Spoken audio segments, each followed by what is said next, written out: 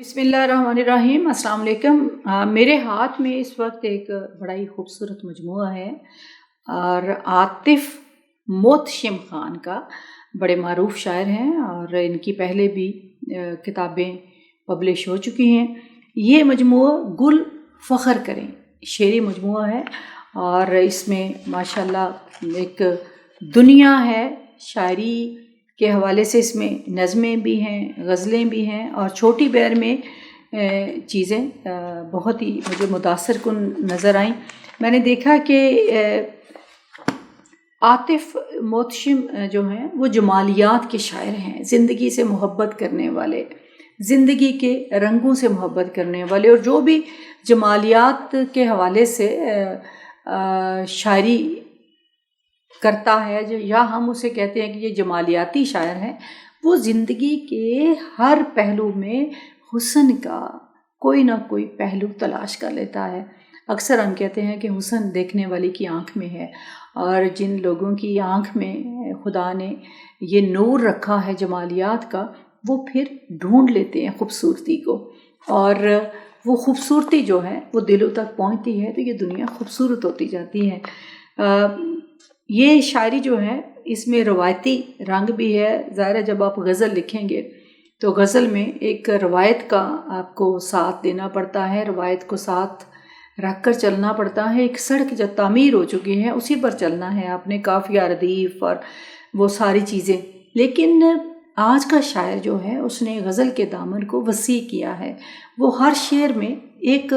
दुनिया को समेट कर ले आता है, और मुझे आतिफ़ की शायरी में भी वो चीज़ें नज़र आईं जो मुझे बेहद अच्छी लगी। और नज़में उनकी जिस तरह बारिशें तुम्हारे बाद, इसमें जो एक बारिश का रंग है, खूबसूरती है, फिर इसमें हिजर का समा है, और ये सारी चीज़ें मिलकर एक नज़म का तासर जो है वो बड़ा भरपूर बना देती हैं और शेरियत में इजाफ़ा करती है। उनका अंदाज़े बयान बहुत सादा और बहुत पुरतासीर है। लाहौर के हवाले से अक्सर कहा जाता है कि जो दबस्तान लाहौर का मिजाज है वो सहले मुमतना का है, यानी आसान लफ्ज़ों में बड़ी बात कह देना। और बज़ाहिर आपको पता चले कि ये तो बड़ी आसान बात की गई है, शेर लिखा गया, लेकिन उसके मतलब के पीछे जब आप जाएँ, मफ़हूम को देखें, तो फिर वो एक दुनिया अपने अंदर समेटे हुए हो। तो वो भी मुझे आतिफ़ की शायरी में नज़र आई। फिर यूँ हुआ गिरा के वो आगे निकल गए, हम पुख्ता अज़्म गिर के दोबारा संभल गए। फिर यूँ हुआ कि हर्फ गरी राय गा गई, फिर यूँ हुआ कि बात के मानी बदल गए। फिर यूँ हुआ कि रात की नींदें भी उड़ गईं, फिर यूँ हुआ कि आँखों से दरिया उबल गए। अब ये फिर यूँ हुआ का अब देखें तकरार कितनी खूबसूरत है, कितनी अच्छी लगती है। फिर यूँ हुआ कि जैसे कभी आशना न थे, फिर यूँ हुआ कि जैसे कभी आशना न थे, फिर यूँ हुआ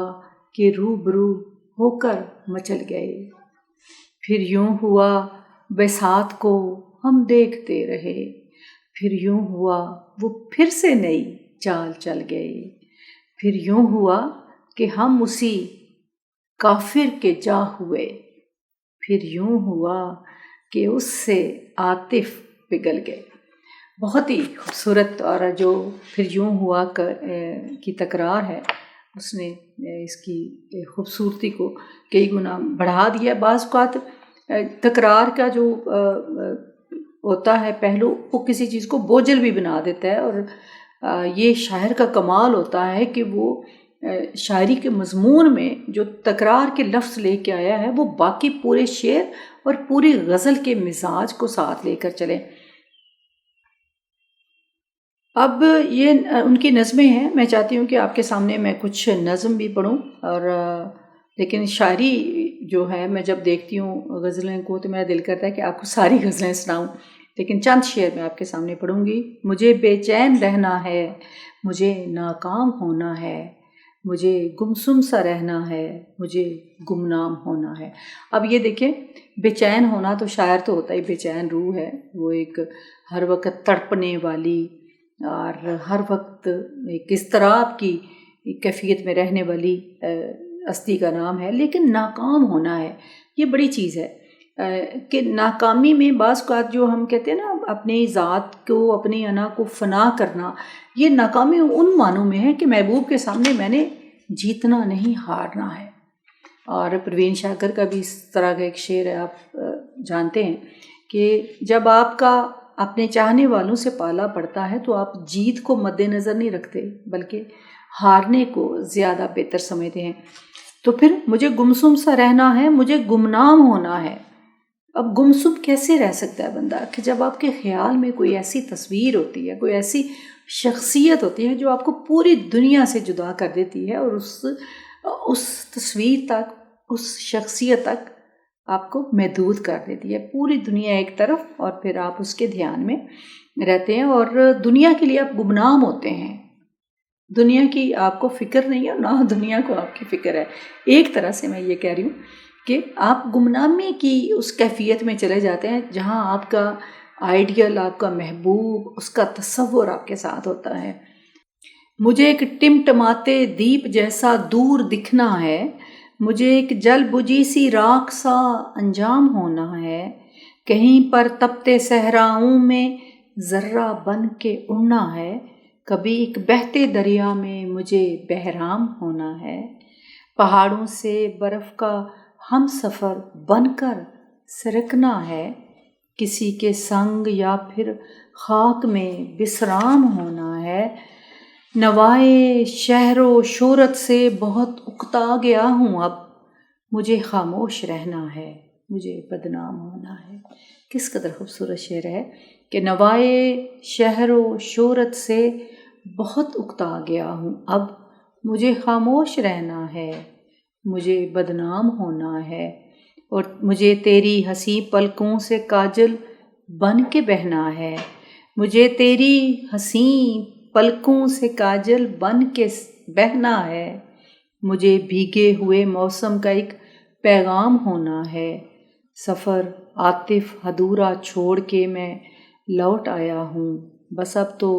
شاہ راہ زیست اختتام ہونا ہے۔ میں بڑی دعاگو ہوں، اس کتاب کے لیے گل فخر کریں، اور مجھے امید ہے کہ عاطف محتشم خان کی یہ کتاب جب مارکیٹ میں آئے گی، اور فکشن ہاؤس کی طرف سے یہ پبلش ہو رہی ہے جو کہ بہت ایک معروف ادارہ ہے، تو لوگوں کی توجہ اپنی طرف مبذول کرانے میں کامیاب ہوگی، اور اس میں شاعری کے بے پناہ، جو ایک نئے لکھنے والوں کے لیے بے پناہ امکانات نظر آتے ہیں، اور مضامین کے جو ایک وسعت مجھے نظر آئی اس میں، وہ بہت ہی قابل تعریف ہے۔ میں بڑی ان کو مبارکباد پیش کرتی ہوں کہ انہوں نے اپنی رومانی جو ایک کیفیت کے ساتھ ساتھ دنیا کے جو مسائل ہیں، آج کی دنیا کے مسائل، آج کے انسان کے مسائل ہیں، ان پر بھی نظر ڈالی ہے۔ ہمارا جو منظرنامہ ہے پوری دنیا کا، اس کے حوالے سے بات کی ہے، اور جس طرح آج کا انسان دوسرے انسانوں سے جدا ہے، خود بھی تنہا ہے، اپنی ذات کے اندر تنہا ہے، وہ ساری چیزیں محتشم کی اس کتاب کے اندر مجھے نظر آئیں۔ میں نے اس پر کچھ لکھا بھی تھا، لیکن میں سمجھتی ہوں کہ وہ جب لوگ کتاب پڑھیں تو ان پر چھوڑا جائے کہ جو معاشی ناانصافی ہے، جو ہمارے ہاں انسانی قدروں، پوری دنیا میں ہم اپنے سماج کی بات نہیں کرتے، کیونکہ اب تو پوری دنیا ایک گلوبل ولیج بن چکی ہے، اور کئی چیزیں پہلے ہم سمجھتے تھے کہ شاید ہمیں میں یہ کمی ہے، وہ پوری دنیا کے لوگ تقریباً ایک جیسے ہیں، تو وہ چیزیں انہوں نے ساری کی ہیں۔ اور پھر وہ سب سے بڑی بات مجھے آخر میں جو کہنا چاہ رہی ہوں وہ یہ کہ مایوس نہیں ہوتے عاطف۔ وہ کہتے ہیں کیوں نہ احساس کی ایک شمع جلائی جائے، آگ پانی میں ذرا پھر سے لگائی جائے، اور ان کو اپنی وفاؤں کے چھن جانے سے جو ایک رنج و الم کا سماں ہوتا ہے، تو پھر اس رنج و عالم سے نکلنے کے لیے وہ زندگی کرنے کے بہانے بھی تلاش کرتی ہیں، اور یہ بڑا پازیٹیو ایک سوچ کا اظہار ہے، پازیٹیو اپروچ ہے۔ ورنہ انسان کو زندگی میں اتنے دکھوں کا سامنا ہوتا ہے، بعض اوقات وہ دکھ اس کی ذات سے منسلک نہیں ہوتے، کائنات کے دکھ ہوتے ہیں، لیکن شاعر کائنات کے دکھوں کو بھی اپنا دکھ بناتا ہے کیونکہ اس کا دل کائنات کے ساتھ جڑا ہوتا ہے۔ تو وہ زندگی کے جگنوں، زندگی کی امید کو جدا نہیں ہونے دیتا، اور عاطف نے یہی کیا ہے کہ غم کی اندھیری رات میں امید کا ایک جگنو اپنے ساتھ رکھا ہے، اور اس جگنوں کی روشنی میں وہ آگے بڑھتا ہے۔ میں ڈوبنا بھی جو چاہوں تو کس طرح ڈوبوں، کسی کے واسطے ڈھارس کسی کی آس ہوں میں۔ یہ اب دیکھیں کتنا بڑا شعر ہے کہ دوسروں کے لیے ڈھارس بننے کی خواہش، دوسروں کی آس بننے کی خواہش، ایک میرا خیال ہے کہ ایک ایسا باکمال وصف ہے کہ جو شاعر کو بڑا شاعر بھی بناتا ہے، اور اس کے اندر جو خیر کا جذبہ ہے اس کو بھی نمایاں کرتا ہے۔ میں سمجھتی ہوں کہ عاطف کی جو یہ شعری کائنات ہے، اس میں ہر طرح کے پھول ہیں اور کانٹے بھی ہیں۔ کانٹوں کو اگر ہم علامتی حوالے سے غم سے تشبیہ دیں تو آپ کو ہر چیز اس میں ملتی ہے۔ دنیا کا ایک کھیل جو جاری ہے وہ منظر،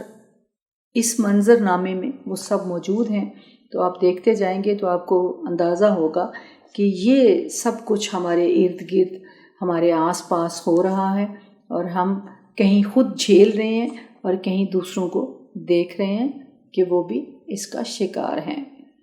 آخر میں ایک نظم سنیے عاطف محتشم خان کی،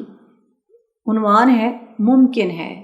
یہ بھی ممکن ہے کسی روز تمہیں چھوڑ چلوں، ایک انجان مسافت کا مسافر ہو کے، تم کے تنہا کھڑے دیکھو مجھے رخصت ہوتے، رخصتی کے سبھی آداب بجا لاتے ہوئے،